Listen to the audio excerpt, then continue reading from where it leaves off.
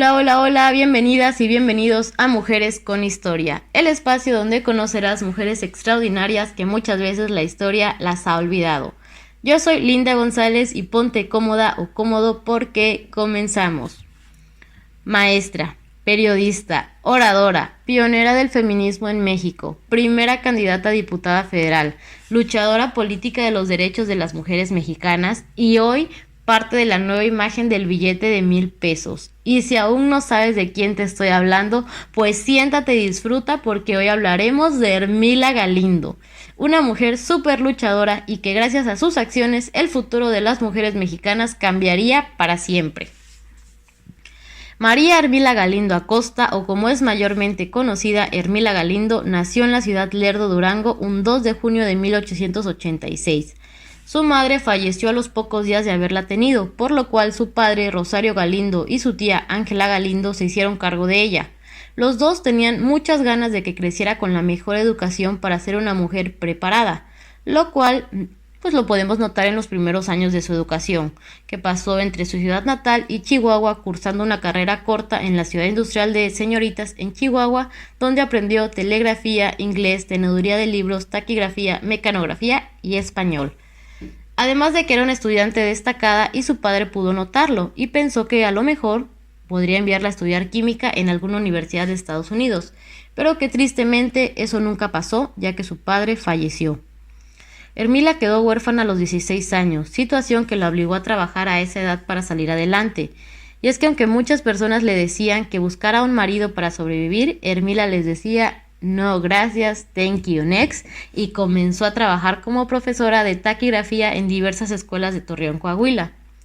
Durante ese tiempo fue trabajando con mucha gente que la ayudaron a sentar sus bases políticas y a sus primeros acercamientos a grupos antiporfiristas y conectar relaciones profesionales con líderes de dicho grupo. Además de que se estaba convirtiendo en autodidáctica en su aprendizaje. Nunca dejó de leer e informarse de ideas feministas, y es aquí donde aplica la frase de cada una se vuelve feminista por su propia historia.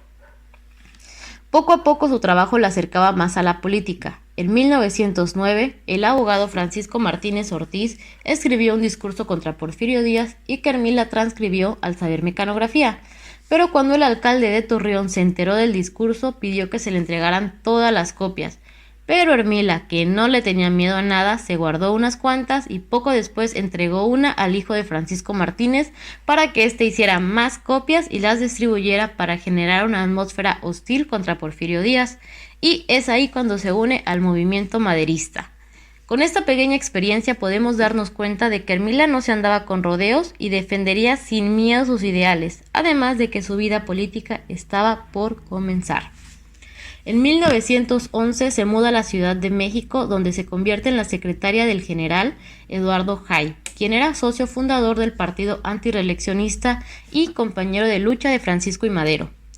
Pero tras la decena trágica y con la muerte de Madero, Ermila se queda sin un trabajo permanente y tiene que impartir clases de taquigrafía en escuelas de la Ciudad de México. Pero ni el desempleo hace que pierda sus ideas revolucionalistas y antireeleccionistas y se une al Club Liberal Abraham González. Y es aquí donde todo empieza a cambiar.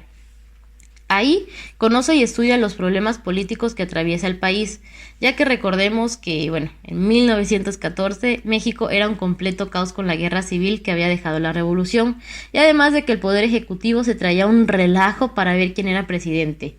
Ese mismo año, tras la renuncia de Huerta, Venustiano Carranza llega triunfante a la Ciudad de México con su causa constitucionalista y es recibido por el Club Liberal Abraham González, el cual había elegido a Ermila para que pronunciara un discurso en su honor y deja a todos impactados. Y es que no solo era una mujer la que levantaba la voz en causas políticas, sino que era una oradora excelente.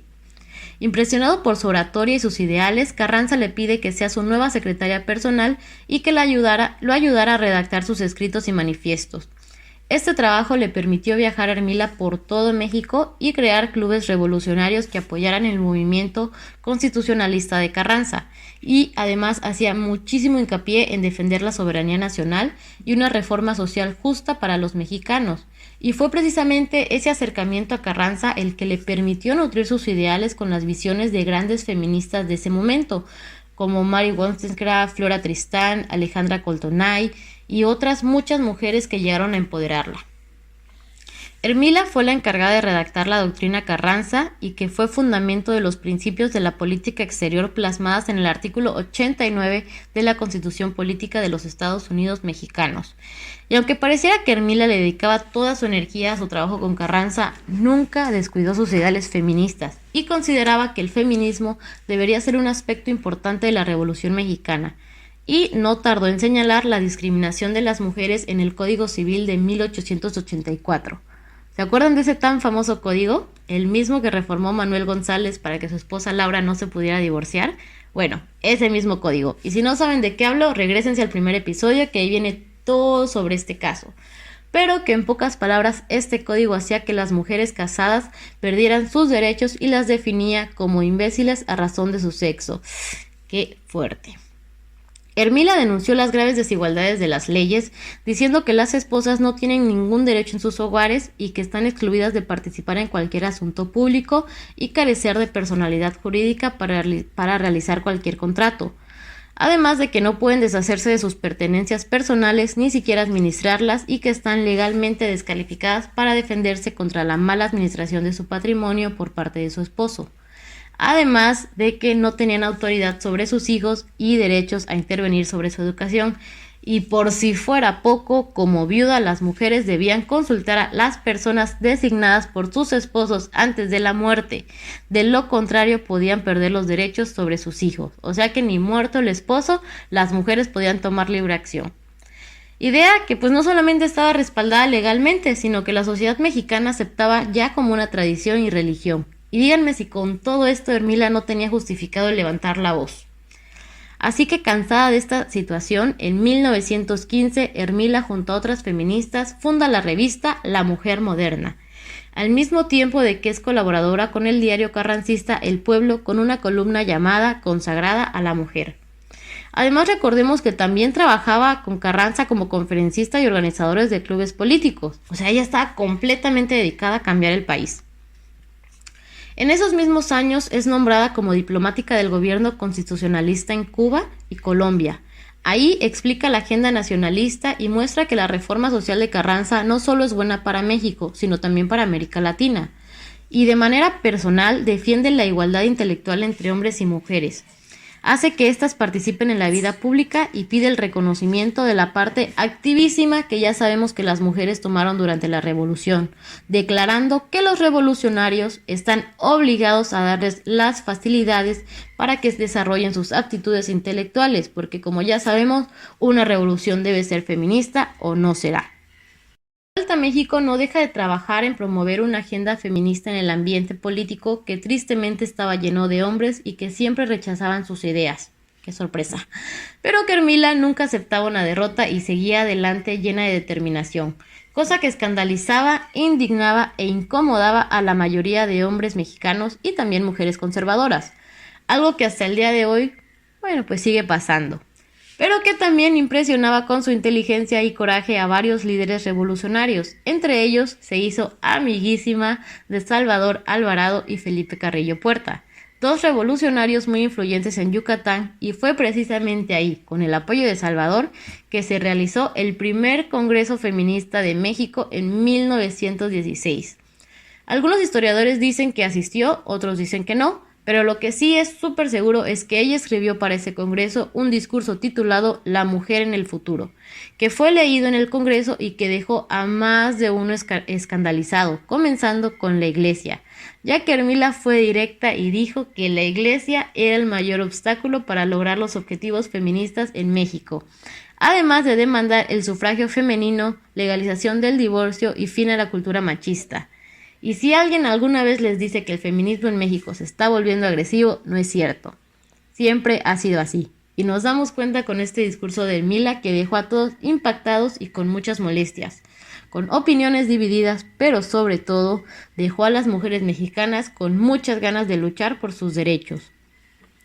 Y en 1917, que ya sabemos lo que pasó ese año, y si no lo saben, regrésense a la primaria, porque fue el año en el que se promulgó la Constitución actual, y que precisamente si estás escuchando este episodio el 1 de febrero, estás disfrutando del puente para celebrar este día. Y fue en este mismo Congreso Constituyente en Querétaro que se presenta Ermila a solicitar que el voto femenino sea reconocido en esta nueva Constitución y cambiando el artículo 34 y 35 para que las mujeres tengan al fin esos derechos políticos. Les voy a leer un poco de lo que fue esta solicitud y dice: la mujer mexicana que se preocupa por cuanto atañe a la patria, que no ha sido indiferente al curso del movimiento revolucionario, aportando su contingente en diversas formas. Palpita en estos momentos con el mismo entusiasmo de los miembros de este honorable Congreso para asomarse definitivamente sin temores a un porvenir nacional. La nación y el mundo entero están pendientes de vuestra labor, señor diputado, y yo espero que este nuevo código, que estará confiado en nuestro patriotismo y equidad, como representantes populares formándose partidos políticos con aspiraciones legítimas, sin olvidar que la mujer mexicana debe participar, ya que no se nos ha excluido de la parte activa de la revolución y no se nos debe de excluir en la parte política. No, hombre, imagínense lo que pasaba en la mente de todos cuando decía este discurso. Pero, lamentablemente, no tuvo el apoyo necesario y solo escúchenlo bien, 2 diputados votaron a favor. Y solo el jefe de la Oficina de Asuntos Educativos del gobierno, Félix Palavicini, hizo un esfuerzo para que seriamente se discutiera el caso del sufragismo en México, pero, una vez más, los derechos políticos de las mujeres mexicanas quedaron en espera. Y aunque la iniciativa no fue aprobada, Ermila actuó como si se hubiera pasado. Y ese mismo año se presenta como la primera candidata a diputada en la historia mexicana. Y es que si de por sí esas elecciones iban a ser bien agitadas por todo lo que estaba pasando en el país, Ermila, no, o sea, ¿qué les digo? Fue la cereza del pastel. Vino a poner todo patas para arriba. Y además, para los hombres políticos mexicanos era algo inaceptable. Primero, porque legalmente una mujer no podía votar y mucho menos ser votada. Segundo, por todos los comentarios machistas y misóginos que había alrededor. Se defendían diciendo que las mujeres no podían votar porque la mayoría eran ignorantes y se dejaban manipular por la religión. Pero oigan, era México en 1917. La mayoría de la población de hombres y mujeres tenían esa característica. También decían que si permitían que las mujeres mexicanas actuaran en la política, era permitir una romería de viejas chismosas. A lo que Ermila siempre les respondía muy educadamente con mujeres ilustres que habían hecho grandes cosas, y ya cuando estaba cansada simplemente les recordaba que por una vieja ellas habían venido al mundo. Y aunque en campaña decía que no tenía ninguna esperanza de ser elegida y que su único objetivo era visibilizar las necesidades de los derechos políticos de las mujeres, increíblemente Ermila obtuvo la mayoría de votos, o sea, ganó la elección. Pero el resultado fue rechazado por el Colegio Electoral y la Cámara de Diputados, ya que no existía legalidad en su postulación. Esto a raíz de su género. Pero esto para nada la desanimó, es más, como que le dio más cuerda, y como buena luchadora ya se había sembrado un precedente único en el sufragio femenino en México. Y chequen la declaración que se echó después de esto porque está fuerte. Si la mujer tiene iguales necesidades que el hombre, tiene y debe tener los mismos derechos que él, tanto políticos como sociales. Lo contrario sería establecer una desigualdad relegando a la mujer a la categoría de un mueble o una cosa inútil. ¿O es acaso que temen que hayan mujeres más aptas que muchos hombres para desempeñar los puestos públicos y que por esta razón sean preferidas? Dios mío, Ermila era todo un torbellino feminista en acción. En este lapso de tiempo se había convertido en una luchadora incansable de los derechos de las mujeres, al mismo tiempo de que ya era una periodista y editora muy productiva con su revista La Mujer Moderna. Además, escuchen esto, ya había escrito 5 libros sobre la Revolución Mexicana. Escribió La Doctrina Carranza, donde incluía un espacio llamado La Mujer Latinoamericana. Y además escribió la biografía de Venustiano Carranza. Oigan, alguien explíqueme de dónde sacaba tanto tiempo y energía esta mujer, qué bárbara, puro poder femenino. Pero como sabemos, la época post-revolución era una lucha sangrienta de poder. Y en 1920, Venustiano Carranza, su jefe, es asesinado y con esto Ermila pierde todas las colecciones que tenía dentro del gobierno. Y si bien continuó escribiendo y publicando textos en los que reclamaba igualdad de derechos y oportunidades para las mujeres, se retiró de la vida pública a la edad de 24 años para tener una vida más privada y tranquila. Dice que porque la realidad es que siguió luchando por la emancipación femenina. Además, se casó con Manuel del Topete, con el cual tuvo 2 hijas durante este tiempo y vivió en Estados Unidos, aunque al poco tiempo se regresó a México con más fuerza, ya que veía que la necesidad de liberar a las mujeres mexicanas del prejuicio del machismo y sobre todo del clero era una urgencia. De este último del clero es muy importante hacerlo notar, puesto que eran los que más se escandalizaban con los actos de Ermila y Ermila se expresaba como una católica convencida, pero una anticlerical por convicción. Y tras tanto tiempo, y al pesar del disgusto de muchos caballeros, en 1952, Ermila Galindo se convierte en la primera mujer congresista federal de México, aunque fue hasta 1953 cuando vio su sueño cumplirse, y el Congreso y Gobierno de Adolfo Ruiz Cortines aprobó la reforma al artículo 34 de la Constitución con el siguiente texto: son ciudadanos de la República los varones y mujeres que, teniendo la calidad de mexicanos, reúnan además las siguientes características: haber cumplido 18 años de edad, siendo casados, o 21 si no lo son, y tener un modo honesto de vivir. Y con este texto se hacen posibles los derechos políticos de la mujer mexicana, que, por cierto, ese día el periódico Excelsior publicó una nota diciendo: ¿y ahora por qué no una señora presidenta? Y por supuesto que esta nota indignó a medio país, sobre todo a los machitos. Y fue así como el 17 de octubre de 1953 el feminismo en México tuvo un gran triunfo, no solamente por Ermila, también por muchas otras luchadoras como Elvira Carrillo Puerta, Adelina Cendejas, María Lavalle Urbina y Amalia Castillo de Ledón, otras mujeres de las que muy probablemente hablaremos en este podcast. Pero la parte triste de toda esta historia es que, a pesar de que ya se había promulgado que los derechos femeninos eran una realidad, Ermila moriría un año después, sabiendo que su idea sería cumplida, pero que nunca pudo participar en una elección, ya que las próximas elecciones eran las de 1955, año en el que al fin las mujeres mexicanas pudieron votar y ser votadas. Y creo que esto es bien común. La mayoría de sufragistas en el mundo murieron sin ver sus luchas convertidas en realidad. Además de que la mayoría de feministas saben que la lucha del hoy será el resultado para las futuras generaciones. Y antes de cerrar la historia de Ermila Galindo, pido un gran aplauso para esta pionera del feminismo mexicano, de los derechos políticos, laborales, sociales y educativos de la mujer en México y de América Latina. Además, considerada la primera diplomática de México, que parecía que la historia le iba a olvidar, pero que hoy es la nueva imagen del billete de 1,000 pesos, que es la de mayor nominación en México.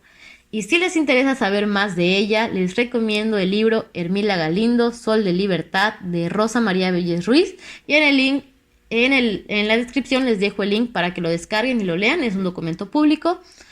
Y les agradezco muchísimo el apoyo que nos han dado estos días en redes sociales. Muchas gracias por todo.